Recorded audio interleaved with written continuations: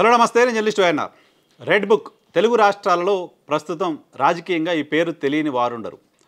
ఆంధ్రప్రదేశ్లో అధికారంలోకి రావడానికి ముందు యువగలం పాదయాత్ర సందర్భంగా టీడీపీ యువనేత నారా లోకేష్ ఈ రెడ్ బుక్కు సంబంధించిన ప్రస్తావన తీసుకొచ్చారు. అప్పటి వైసీపీ సర్కారు తమ కార్యకర్తల్ని నాయకుల్ని వేధిస్తోంది. అప్పుడు ప్రభుత్వంలో ఉన్న కొంతమంది అధికారులు అప్పటి రాష్ట్ర ప్రభుత్వం అడుగులకు మడుగులొత్తున్నారు. సో చట్టాన్ని వాళ్ళు ఎక్కడా పట్టించుకోవట్లేదు, మా కార్యకర్తలపైన అక్రమంగా కేసులు పెడుతున్నారు, మా మీటింగ్లకు పర్మిషన్ ఇవ్వట్లేదు అంటూ కొంతమంది అధికారులు ఎవరైతే చట్ట వ్యతిరేకంగా పనిచేస్తున్నారో, కొంతమంది నాయకులు ఎవరైతే మా కార్యకర్తలపైన దాడులు చేస్తున్నారో వాళ్ళందరి పేర్లు రెడ్ బుక్లో రాసుకుంటున్నారు. మేము అధికారంలోకి వచ్చిన తర్వాత చట్టపరంగానే వాళ్ళ సంగతి ఏంటో తేలుస్తామంటూ వార్నింగ్ ఇస్తూ వచ్చారు. సో ఆయన యువగలం పాదయాత్ర ఆద్యంతం కూడా ఇదే ప్రకటనలు చేస్తూ వచ్చారు. సో ఈ సందర్భంగానే అప్పుడు అధికారంలో ఉన్న YSR Congress party red book అంశానికి సంబంధించి నారా లోకేష్ వ్యాఖ్యల్ని చాలా సరదాగా, చాలా కామెడీగా తీసుకుంటోంది. ఆ తర్వాత కూటమి అధికారంలోకి వచ్చిన తర్వాత రెడ్ బుక్ భయపెడుతోంది ఆంధ్రప్రదేశ్లో రాజకీయ పార్టీకి సంబంధించిన నాయకులు, ప్రధానంగా వైఎస్ఆర్ కాంగ్రెస్ పార్టీకి సంబంధించిన నాయకులు రెడ్ బుక్ అంశానికి సంబంధించి పదే పదే మాట్లాడుతున్నారు. ఆయన అధికారంలో ఉన్న రోజులు ఒక్కరోజు కూడా రెడ్ బుక్ అనే అంశాన్ని ఏమాత్రం సీరియస్గా తీసుకొని జగన్మోహన్ రెడ్డి కూడా అధికారం కోల్పోయిన తర్వాత పదే పదే రెడ్ బుక్ ప్రస్తావన తీసుకొస్తూ ఉన్నారు. ప్రతి ఊరికో రెడ్ బుక్ తయారు చేశారు, ప్రతి మండలానికో రెడ్ బుక్ తయారు చేశారు, ప్రతి కాన్స్టెన్సీకో రెడ్ బుక్ తయారు చేశారు, ప్రతి జిల్లాకో రెడ్ బుక్స్ తయారు చేశారు. రెడ్ బుక్ రాజ్యాంగం నడుస్తుంది అంటూ జగన్మోహన్ రెడ్డి మాట్లాడుతున్నారు. సో ఆ స్థాయిలో రెడ్ బుక్కి సంబంధించిన ఇంపాక్ట్ ఆంధ్రప్రదేశ్లో చూస్తున్నాం. నారా లోకేష్ రెడ్ బుక్కి సంబంధించిన హామీ ఇస్తూ వచ్చి రెడ్ బుక్ అనేది మా విధానంగా చెప్పాం, రెడ్ బుక్ మేము రాసుకున్న పేర్లను చట్ట ప్రకారం శిక్షిస్తామని చెప్పాం, ఇప్పుడు అదే చేస్తున్నాం అంటూ ఆయన మాట్లాడుతూ వస్తున్నారు.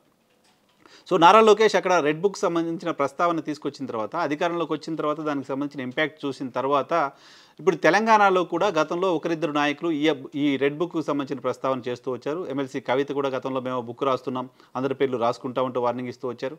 అంతేకాదు ఆంధ్రప్రదేశ్ మాజీ ముఖ్యమంత్రి జగన్మోహన్ రెడ్డి కూడా మీరు ఏదో బుక్ పేరు ఏదైనా పెట్టుకోండి కానీ మీరు కూడా పేర్లు రాసుకోండి, అధికారంలోకి వచ్చిన తర్వాత వాళ్ళ సంగతి చూద్దామంటూ వార్నింగ్లు ఇవ్వడం మొదలుపెట్టారు. తాజాగా తెలంగాణకు సంబంధించిన ముఖ్యనేత, బీఆర్ఎస్ పార్టీకి సంబంధించిన ముఖ్యనేత హరీష్ రావు కూడా ఈ రెడ్ బుక్ ప్రస్తావన తీసుకొస్తున్నారు. నిజానికి హరీష్ రావు సహజ శైలికి భిన్నంగా ఈరోజు ఆయన కొన్ని కామెంట్స్ చేశారు.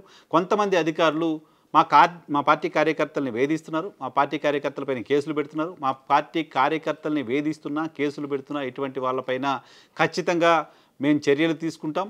3 ఏళ్లలో మేము అధికారంలోకి రాబోతున్నాం, 100 స్థానాలతో మేము తెలంగాణలో అధికారంలోకి రాబోతున్నాం.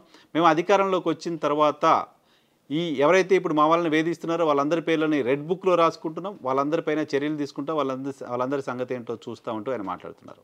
సో ఆంధ్రప్రదేశ్లో మొదలైన రెడ్ బుక్ ప్రస్తావన ఇప్పుడు తెలంగాణ రాజకీయాలకు వాకింది.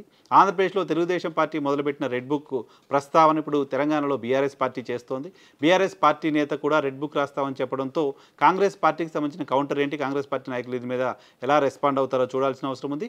సో కార్యకర్తల్ని కాపాడుకోవడం కోసం, కార్యకర్తలకి ధైర్యం నింపడం కోసం అధికారులను కూడా విచ్చలవిడిగా పార్టీలు చెప్పారనో నాయకులు చెప్పారనో కేసులు పెట్టకుండా ఆపడం కోసం, సో మేము మళ్ళీ వస్తున్నాం, మీపైన చర్యలు తీసుకుంటామంటే ఒక వార్నింగ్ ఇచ్చే ప్రయత్నం రాజకీయ పార్టీలు చేస్తూ ఉన్నాయి.